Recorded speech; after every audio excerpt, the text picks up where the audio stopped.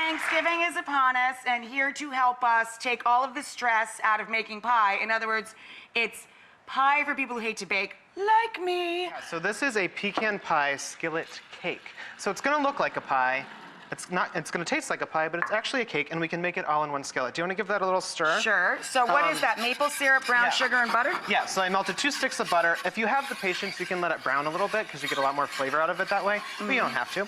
We put in a half a cup of maple syrup and some brown sugar. That's gonna give us that really sticky pecan pie sort of consistency. Right. And then you add in 2 eggs. Just Poke like the yolks, get those guys going. The reason I love this too is that you don't need to use any other mixing bowls. If you're doing this at home, you can just literally just measure everything right into the bowl, or right into the pan. Fabulous. And then I'm going to add in some baking soda, some salt. I love that you put salt in all of your sweets because it gives it balance. Yeah, absolutely. And what was that last one? Baking powder. Baking powder and baking soda and a little salt. Yep. And then some flour. This is so easy. Isn't it easy? And it comes together super quick. And you can actually do this dessert a day or 2 ahead of time. Nice. So you don't even have to make this on the day of Thanksgiving. And then you add in a ton of pecans, obviously. And for me, the more the better, right? I like it to be really, really, really crunchy. Go nutty delicious. with it, baby. And then I just have all these whole pecans. And you can decorate. Now you could either like make a pretty little design on top, or you could just pour dump them on there. So we're just gonna dump them, right? Actually, I would have dumped them a lot better than that at home, but luckily we have one back here that's already done. Oh look, And there it obsessive is. compulsive Grant did this one. Look at this. Took me That hours. is gorgeous. Not really. Gorgeous. Now the best part about this one is the topper. Over here I have some whipped cream. You can either get the store-bought kind or make it at home. Well, make it at home. Yeah. It takes 30 seconds with a whisk. It's not a big deal. And this is just unsweetened, so we're gonna sweeten it up with some maple syrup. Okay. Just pour a little bit of that in there. Dab will do you. A little dab. Good. There we go.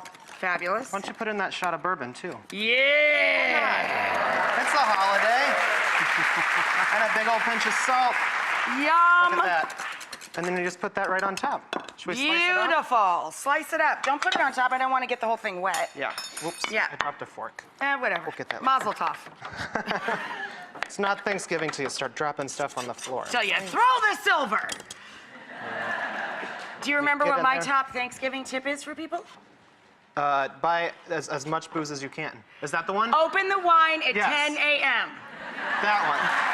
And then put it in your desserts. And then you just give a big dollop and of then that you got right a big on top. dollop. Look at that. Gorgeous. And it looks just like pecan pie, right?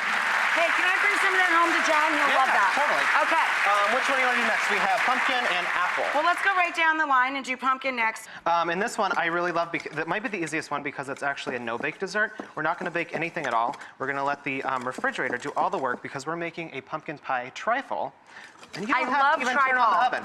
Yeah, I love a trifle. Right, so over here, this is our first filling layer. This is just some whipped cream, and I added some ground ginger to it, so we're making a ginger whipped cream. Yum. Over here, we'll get started on the pumpkin layer. You go that way? Sure.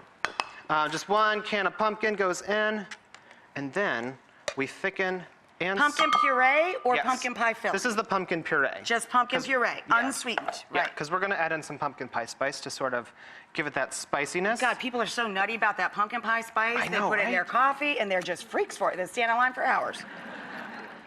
What's this stuff? Just so this some is milk? just a little bit of milk, and then Cold we're going milk. to sweeten it and thicken it up with some pudding. Oh, that's clever. A little vanilla pudding, isn't that cool? A little packet of vanilla pudding. Yeah. And we have one that's all set up. Yeah. That's what this is? Yes. Do you want to be team pumpkin? And I'll Team do the whipped pumpkin. cream? So I actually start with some graham crackers in the bottom. Team graham cracker. Wait. Oh, yeah. You love to just crush stuff up. Okay. I like that about you. I love to crush stuff. All right. So you just throw those in there. I have a feeling that the one that I made earlier might look a little different from this one. You go first with pumpkin. Pumpkin's first. What are we saying? I'm piping challenge too? Ugh. Oh, wow. That looks good.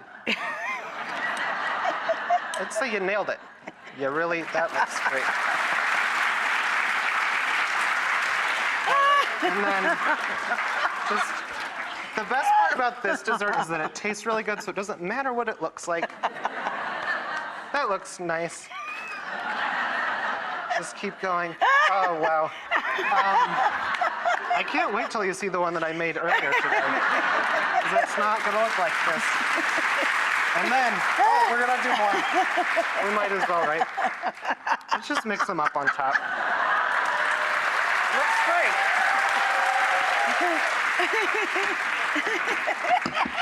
So you pop it into the fridge and magically it looks like that. Doesn't that look good? And I like to do a little crumble on top. There you go. Look at mine versus Grant's. All right, so our last one is apple pie, right? You can't have Thanksgiving without apple pie. I can.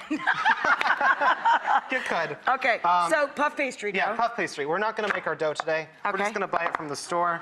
And you just put it in here, let it hang over the edges like that until it looks nice. That looks great. Over Okay. here I just have some apples. I didn't even peel them because I like the peel. I think I it like tastes the really peel nice. too. I do. And this is called a lazy apple pie because it's so easy to make. It's super lazy. We don't have to peel anything. All you do is slice it as thin as you can get it. All right, so I'm gonna let you do that. I'm gonna make the crumb topping. Over here I have some butter.